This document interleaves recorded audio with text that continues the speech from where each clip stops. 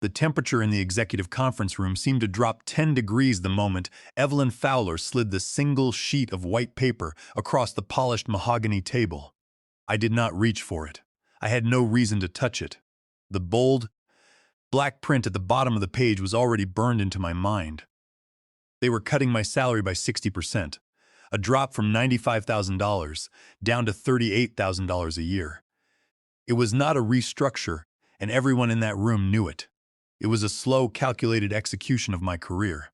Evelyn folded her hands, her face wearing that practiced, neutral expression common to corporate executioners who had long since traded their ethics for stock options. 3 other senior executives sat around the perimeter of the room, their eyes fixed on their tablets, pretending to be deeply engrossed in quarterly spreadsheets. I had dedicated 9 years of my life to AeroClean Technologies, and this was my reward.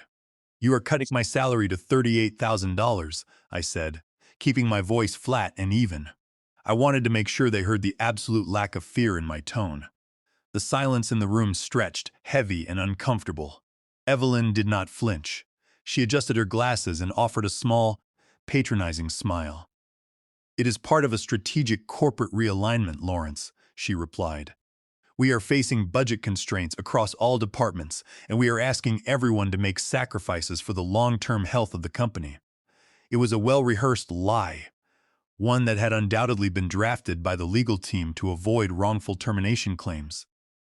For the past 6 months, the writing had been on the wall. I had been systematically excluded from major meetings. My department budget had been frozen, and my database access restricted. I looked at the sheet of paper, then raised my eyes to meet Evelyn's cold gaze. "I am 55 years old, and I have spent nearly a decade building the chemical division of this company from a failing experiment into their most profitable revenue stream." I knew exactly why they were doing this. They believed they had me cornered. They knew about my personal circumstances. They knew I was a single father with full custody of my 11-year-old son, Daniel. They knew that Daniel battled severe Crohn's disease, a chronic condition that required expensive specialist visits, regular hospitalizations, and monthly medications that cost more than my monthly rent. My health insurance barely covered a fraction of the specialized treatments. Evelyn and the board assumed that my financial desperation would force me to accept this insulting pay cut. They believed I would swallow my pride, sign the contract modification, and continue doing the work of 3 chemists for the wage of an entry-level technician.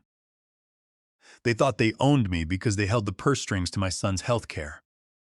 "I will need to review this proposal," I said, leaning back in my leather chair.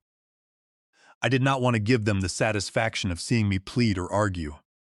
One of the finance executives finally looked up from his screen.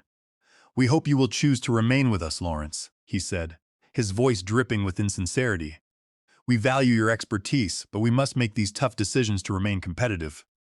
I gave him a tight, polite smile. "Yes, indeed," I replied. "Tough decisions are sometimes necessary." I stood up, buttoned my blazer, and walked out of the room. The heavy oak doors clicked shut behind me, and I walked down the long corridor of AeroClean Technologies with a steady, deliberate pace. I did not pack my desk. I did not confront my colleagues. I walked straight to the parking lot, got into my car, and sat behind the wheel. My hands did not shake as I gripped the steering wheel. My chest did not tighten with panic. Instead, a strange, absolute clarity settled over me. They had made a fatal assumption. They assumed that because I was 55 and dealing with a sick child, I was weak. They did not realize that I had spent the last 2 years planning for this exact scenario. I drove home, bypassing the highway and taking the quiet back roads. When I arrived at my modest 2-story house, I went straight to the basement. I flipped on the overhead fluorescent lights, illuminating my personal laboratory. It was not a corporate showpiece, but it was functional.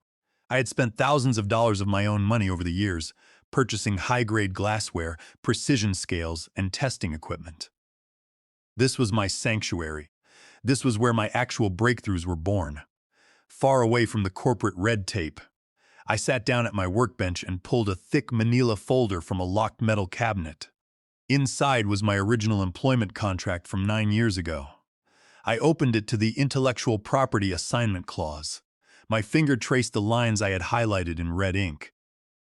The contract stated that the company owned all intellectual property created during designated working hours, on company premises, and using company resources. That was their oversight. Every single one of my major formula breakthroughs had been developed down here. In my basement, during my own personal hours, using my own equipment, I had kept meticulous, time-stamped logs of every experiment. I had physical receipts for every chemical compound I purchased. I even had video recordings of my tests, complete with the local evening news playing on a television in the background to verify the dates. I closed the folder and picked up my phone. I dialed the number of Bradley Kent, a sharp, seasoned patent attorney who specialized in chemical engineering intellectual property. It was time to file the paperwork. The drive to Columbus the following Saturday was quiet, the gray Ohio highway stretching out before me under a canopy of heavy autumn clouds. I dropped Daniel off at his aunt's house for the afternoon, before heading to the downtown office of Bradley Kent. Bradley's office was lined with heavy oak bookshelves, overflowing with patent law history. Bradley himself was a man of quiet precision, a former chemical engineer who had gone back to law school after realizing that the people who wrote the formulas rarely got to keep the rewards. He shook my hand firmly and gestured toward a leather chair opposite his desk, which was piled high with the documentation I had sent him through a secure, encrypted email account. "Let us get straight to the heart of the matter," Bradley said, leaning back. "I have reviewed your employment agreement, the time-stamped laboratory logs, and the purchase receipts for your equipment. In my 30 years of practice, I have rarely seen someone document their independent research with such meticulous detail. You have saved us a great deal of work." I nodded, setting my briefcase on the floor. I knew that the corporate legal team at AeroClean would try to claim ownership under any pretext. I needed to know if they had a leg to stand on. Bradley smiled, a thin, sharp expression. "The short answer is no. Under the specific terms of Section 4 of your employment contract, the company only claims ownership over intellectual property generated during designated working hours, on company premises, or utilizing company resources. Your logs prove that every experiment, every chemical mixture, and every thermal stability test was conducted in your residential basement. The receipts prove you purchased the testing gear, the glassware, and the chemical reagents out of your own pocket. More importantly, the video logs showing the evening news in the background establish a clear, irrefutable timeline." "What about the shop-right doctrine?" I asked, referencing the common law principle that sometimes grants employers a non-exclusive license to employee inventions. Bradley shook his head. "The shop-right doctrine requires the employee to have used the employer's time, materials, or facilities to develop the invention. Since you kept a strict barrier between your daily tasks at AeroClean and your private research at home, they cannot claim a shop right. We are ready to proceed. I have drafted 3 provisional patent applications. The first covers the catalyst compound that initiates sanitation at low temperatures. The second covers the stabilization agent that prevents degradation over time. The third, which is your crown jewel, is the cold water compound that allows industrial sanitation systems to operate without heating the water, reducing energy consumption by 45% while maintaining a disinfection rate of 100%. All 3 will be filed with the United States Patent and Trademark Office under your name as the sole inventor." A slow sense of relief washed over me. The formulas were mine, the legal shield was in place. Now it was time to build the sword. The following Tuesday, I scheduled a private video conference with George Henderson, the Director of Research and Development at Helix Industries. Helix was the largest competitor in the industrial sanitation sector, a massive firm that had been trying to chip away at AeroClean's market share for years. George was a pragmatic man who valued technical excellence above corporate politics. We had crossed paths at a national chemistry conference 3 years ago, and he had always respected my work. When I joined the secure call from a public library computer, George was already waiting. He did not waste time with pleasantries. "I hear you have something that could change the dynamics of the market. Lawrence," he said, leaning toward his camera, "show me the data." I did not show him the exact formulas, of course. Instead, I walked him through the third-party testing logs, the thermodynamic data sheets, and the cost-benefit analysis of the Coldwater compound. I explained how it eliminated the need for industrial boilers in large-scale sanitation operations, slashing utility expenses by nearly half. As he read through the projected metrics, I watched his expression shift from polite curiosity to intense concentration. "This is remarkable," George said, rubbing his chin. "If these numbers hold up in a commercial trial, this will render AeroClean's current product line completely obsolete." "What are you looking for, Lawrence?" I leaned forward, looking directly into the camera. "I am looking for a senior director position at Helix, with a base salary of $195,000, full research and development authority, and a dedicated team of chemists. But there is a non-negotiable condition. The patents for these 3 compounds remain mine. We will sign a licensing agreement. Helix will have exclusive commercial rights, but I retain sole ownership of the intellectual property, and I will receive a royalty on every gallon sold." George did not blink. He knew the value of what sat on the table. "I will need to clear the royalty structure with executive leadership, but the base salary and R&D authority are well within my budget," George replied. "I will have our legal department draft a letter of intent by tomorrow afternoon. We want you on board as soon as possible." I thanked him and ended the call. The pieces were moving. Back at the office, I continued to play the part of the defeated, desperate employee. When Evelyn passed me in the hallway, I made sure my shoulders slumped. I wanted them to believe that the pressure was breaking me, that I was staying awake at night, worrying about Daniel's medical bills. They had no idea that the foundation beneath their feet was already turning to sand. I walked back into the corporate headquarters of AeroClean Technologies 2 days later, carrying a single manila envelope in my left hand. I bypassed her assistant and pushed the boardroom door open. Evelyn Fowler was sitting at the head of the table, flanked by 2 corporate attorneys from our legal department and the operations manager. I walked to the opposite end of the table and slid the manila envelope across the surface until it came to a rest directly in front of the director. "What is this, Lawrence?" Evelyn asked, her voice tight with annoyance. She did not open the envelope. She simply crossed her arms and stared at me, her jaw clenched. "I assumed you were coming in today to sign the revised salary agreement. We need to finalize the department budget by the end of the week." I pulled out a leather chair, sat down slow, and leaned forward, resting my forearms on the table.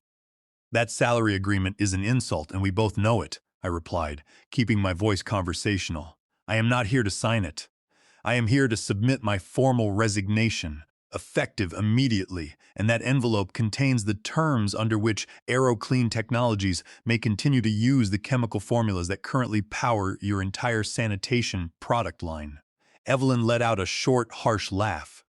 She looked at the 2 attorneys beside her, expecting them to join in her amusement. "You must be losing your mind, Lawrence," she said, leaning forward. "You do not own those formulas. You are an employee of this company. Every compound you develop during your tenure here belongs to AeroClean. The employment contract you signed 9 years ago makes that abundantly clear." I smiled, opening my briefcase to retrieve a second document. I had prepared for this exact response.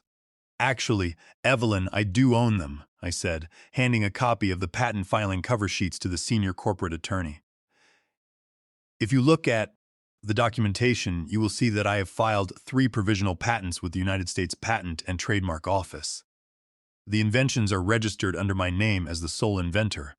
The senior attorney, a sharp-faced man named Donald, put on his reading glasses and skimmed the papers. His expression went from smug amusement to grave concern in a matter of seconds. He leaned over and whispered something in Evelyn's ear. Her face paled slightly, but she quickly recovered. "This is ridiculous," she snapped, her glare intensifying. "You developed these formulas in our laboratories. We paid your salary. That makes them company property, regardless of what paperwork you filed." I shook my head. "No, you did not. If you examine the laboratory logs and purchase receipts included in that envelope, you will find that every single breakthrough was developed in my residential basement laboratory. I did the work during my personal hours when I was off the clock, using gear purchased with my own funds. Under Section 4 of our agreement, Company ownership is strictly limited to work produced during designated working hours on company premises using company resources. None of those conditions were met. Donald, the attorney, leaned forward. Lawrence, even if that is true, the company has a shop right to use these formulas. We have been manufacturing them for years. I looked right at him, my eyes narrowing. A shop right requires the use of company resources or time during development. I have video logs, time-stamped receipts, and diary entries showing zero overlap with company hours or gear. If you try to claim a shop right in federal court, we will go to discovery. And during discovery, my attorney, Bradley Kent, will request access to all internal communications, including the emails where Evelyn outlined her plan to phase me out and slash my salary to force my resignation. I do not think your board of directors wants those documents to become public record. The room went dead silent.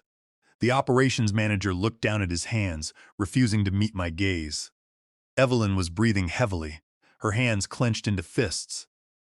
"What do you want, Lawrence?" she whispered, her voice trembling. I gestured toward the manila envelope. "The terms are simple. I am offering AeroClean a non-exclusive license to use my 3 patented compounds. The licensing fee is $1,400 per formula per month, which comes to a total of $4,200 every month. The contract has a strict monthly renewal clause. If you fail to pay, the license is terminated. Furthermore, under Title 35 of the United States Code, Section 271, any unauthorized manufacture, use, or sale of a patented invention constitutes direct patent infringement. If you attempt to manufacture my formulas without a signed license, my attorney will file a federal lawsuit under Section 271. We will seek an immediate injunction to halt your production line, along with treble damages."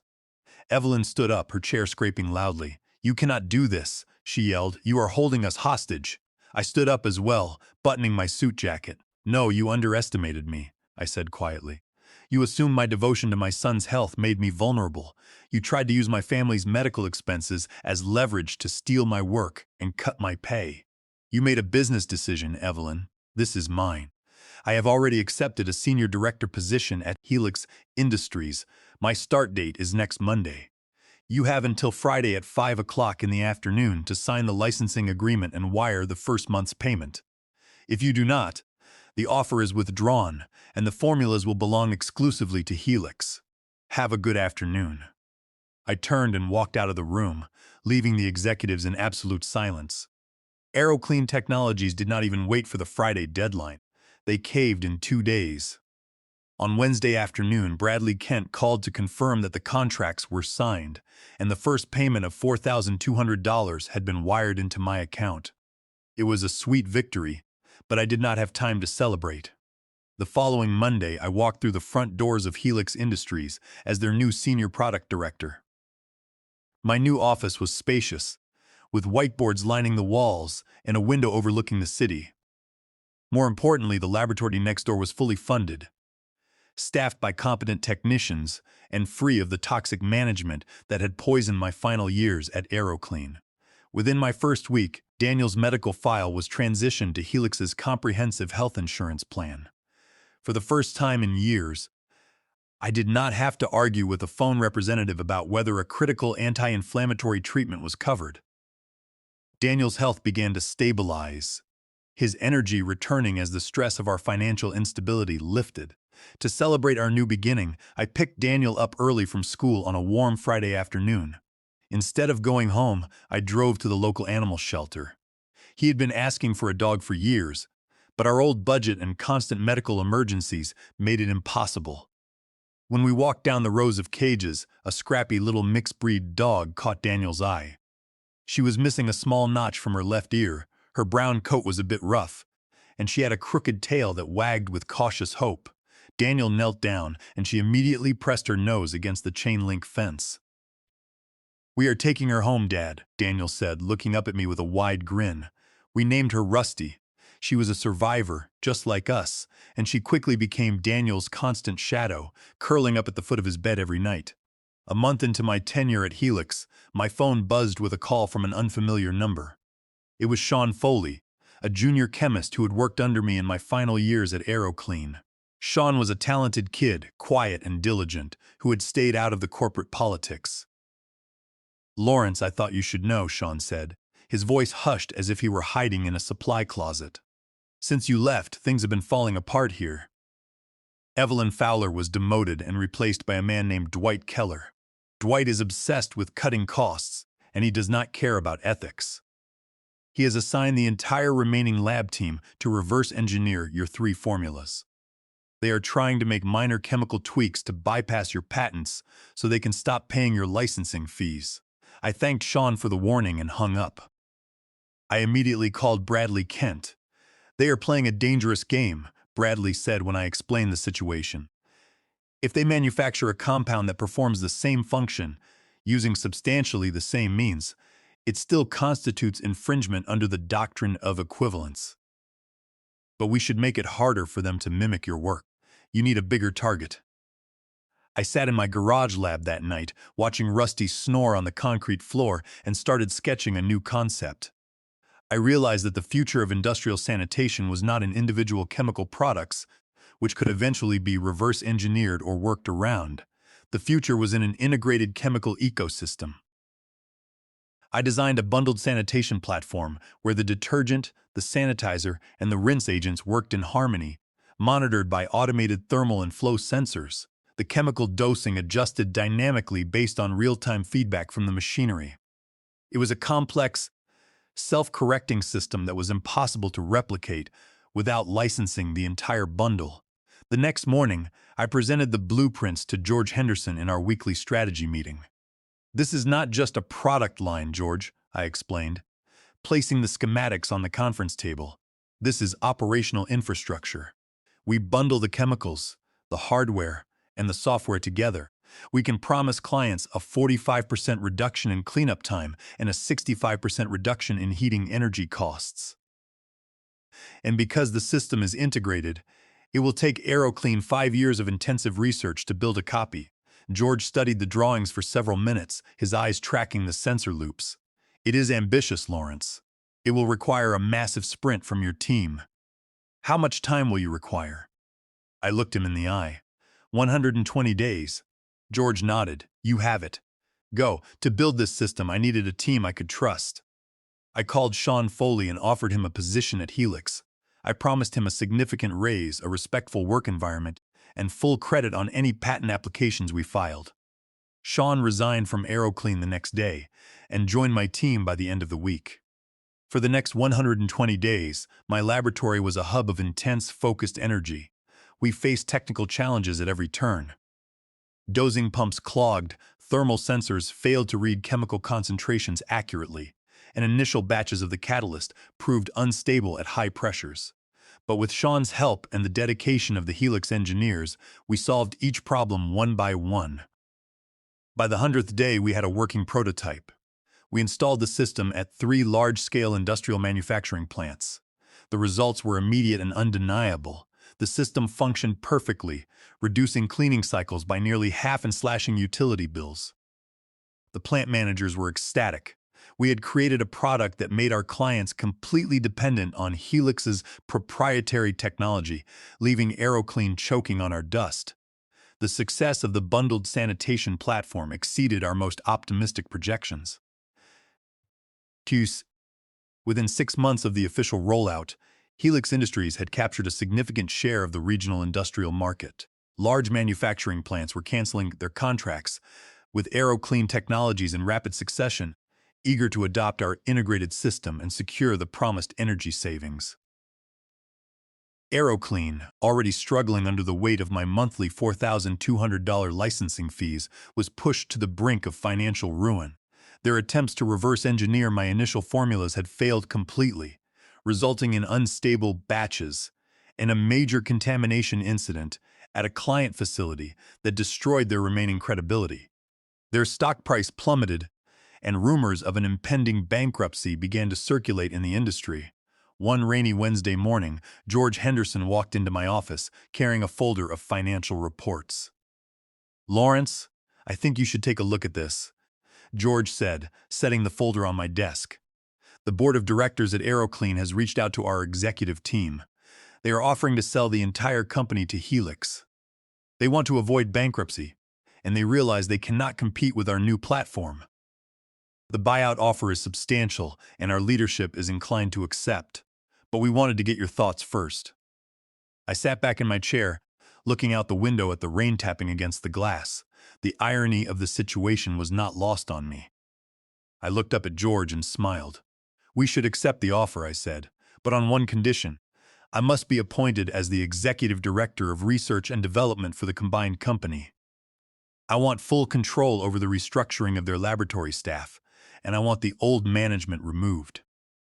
George did not hesitate. He nodded and closed the folder. Done. I will communicate that to the board. The buyout agreement was finalized 3 weeks later. Exactly. 1 year after Evelyn Fowler had sat in that executive conference room and slashed my salary by 60%, I walked back through the front doors of AeroClean Technologies. But this time, I did not enter as a defensive employee fighting for his livelihood. I entered as the new director of R&D, with the authority to rebuild the entire division from the ground up. My first act was to call a mandatory meeting for the remaining laboratory staff in the very same conference room where my career had almost been extinguished. I stood at the head of the polished mahogany table, looking at the faces of my former colleagues. Some looked nervous, others looked hopeful, but all of them were waiting to see what the new leadership would do. We are not going to do things the old way anymore, I said, my voice echoing in the quiet room. The culture of secrecy, favoritism, and taking credit for other people's innovations ends today. If you are here to collect a paycheck while hiding behind corporate red tape, you should start looking for another job. But if you are here because you care about the science, if you want to build products that actually make a difference, you will have every resource I can provide. You will have modern equipment, a fair wage, and your name will be on every patent you help create. Dwight Keller, the manager who had tried to steal my formulas, was dismissed before the end of the day. The remaining toxic managers followed shortly after, unable to adapt to a culture based on transparency and technical merit. I promoted Sean Foley to lead the new industrial research team, giving him the authority he had earned through his dedication and skill. Another year has passed since the merger, and the combined company is now the undisputed leader in the industrial sanitation sector. I sit in my new office, looking out at the city skyline under a clear blue sky. On my desk sits a framed photograph of Daniel and Rusty, both of them covered in mud after a run through the park. Daniel's health is excellent now, his condition fully managed by the best specialists in the country, and he has just been accepted into a highly competitive summer science program. My phone buzzes with a text message from Bradley Kent, informing me that our latest patent filings have been approved by the Patent Office, creating an impenetrable legal barrier around our bundled platform. We are completely secure. I close my laptop and lean back in my chair, reflecting on the long journey. When Evelyn slid that paper across the table 2 years ago, she believed she was destroying my career. She thought she was using my son's illness to force me into submission. But she did not realize that she was handing me the catalyst for my greatest success. The pay cut was not a defeat. It was the fuel that drove me to assert my independence and fight back. I did not raise my voice, I did not break the law, and I did not act out of anger. Instead, I used the law as my shield, documenting every step and waiting for the right moment to strike.